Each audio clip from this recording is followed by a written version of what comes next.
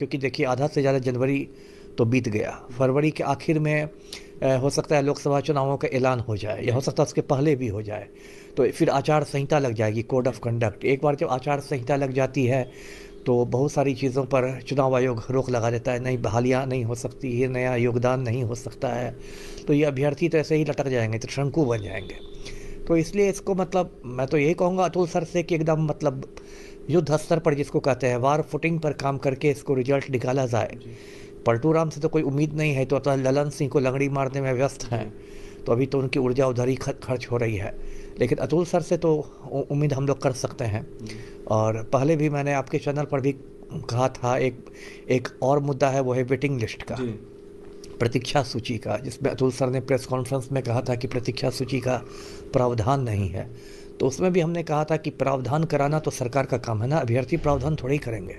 और प्रावधान यदि होगा तब जबकि बीपीएससी अपनी ओर से ऐसा प्रस्ताव शिक्षा विभाग को समर्पित करेगा, है ना। अभी तो शिक्षा विभाग में ही पाठक सर वापस लौट गए हैं, नया शिक्षा मंत्री भी बिहार को मिल गया है।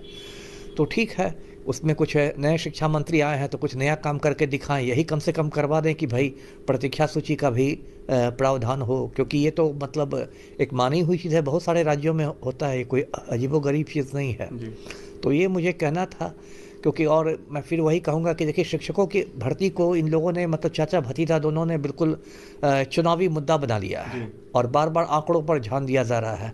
अभी देखिए 2 नवंबर को गांधी मैदान में पूरा धूम धड़ाका के साथ नियुक्ति पत्र बांटे गए थे। फिर अभी 13 तारीख बीता है, 13 जनवरी को फिर वही ये किया गया। तो पूरा इसको बना दिया गया है एक चुनावी मुद्दा, चुनावी ड्रामा टाइप का। अच्छा, फर्जी फर्जी फर्जी लगातार सवाल उठाए जा रहे हैं जी। अभ्यर्थियों के द्वारा। यह सवाल उठ रहे हैं जिस तरीके से बायोमेट्रिक जांच पूरी है, हाँ, उसे पकड़ी गई है अभी हाल में। तो मैंने देखा था बायोमेट्रिक जांच में एक शिक्षिका पकड़ी गई है। और वो पकड़ी गई है तो हो सकता है और भी बहुत कुछ कंप्यूटर वाले शिक्षक मुझसे मिले थे जो अभ्यर्थी हैं कंप्यूटर शिक्षक बनने के। उन लोगों ने मुझे बहुत सारे कागज़ दिखाए थे। उन कागज़ों को देखकर ऐसा लगता है कि बहुत सारे फर्जी शिक्षक भी बहाल हुए हैं। तो मैंने तो उनसे कहा कि भाई सरकार तो सुनती नहीं, सरकार तो लगता है उदासीन हो गई है, तो आप लोगों को कोर्ट की शरण में जाना चाहिए। कई तो लोग फरार भी चल रहे हैं, कई शिक्षक जी जी जी, कई फरार चल रहे हैं। यही मैंने कहा ना कि देखिए ये तो होना ही था, जिस तरह से हड़बड़ी में और एक चुनावी मुद्दा बना के ये किया गया और बार बार नियमावली में परिवर्तन करके कई तरह के शिक्षक देखिए लटक गए हैं। पहले भी मैंने उनका मुद्दा उठाया था। एक बीएड जो डिग्रीधारी हैं, है ना, उनको बाद में हाईकोर्ट ने कह दिया कि जो छठे चरण में भी जो लोग बहाल हो चुके हैं वो भी अयोग्य हैं। तो ऐसे 22,000 बीएड डिग्रीधारी जो शिक्षक हैं, मतलब उनका भविष्य ये हो गया, अनिश्चित जैसा हो गया है। फिर एक दूसरा मुद्दा है एनआईओएस वाला मुद्दा कि 18 महीने में जिन लोगों ने डीएलएड किया था उनको सुप्रीम कोर्ट ने ये कर दिया है। हाँ, भाषा अर्हता का मुद्दा है, वो एक अलग मुद्दा है। तो बहुत सारे मुद्दे हैं।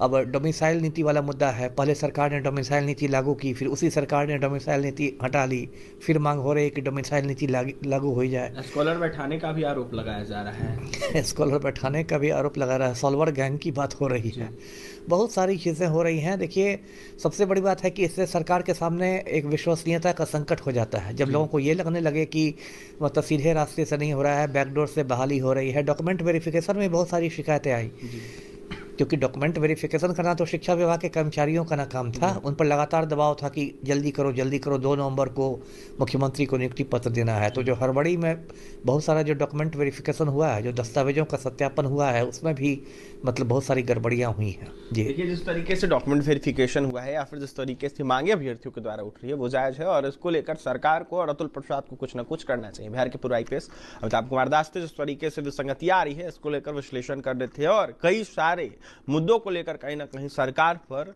और तमाम अनेक जगहों के लोगों को देखते हुए खुलासा कर रहे थे। तो वहीं क्या कुछ कहते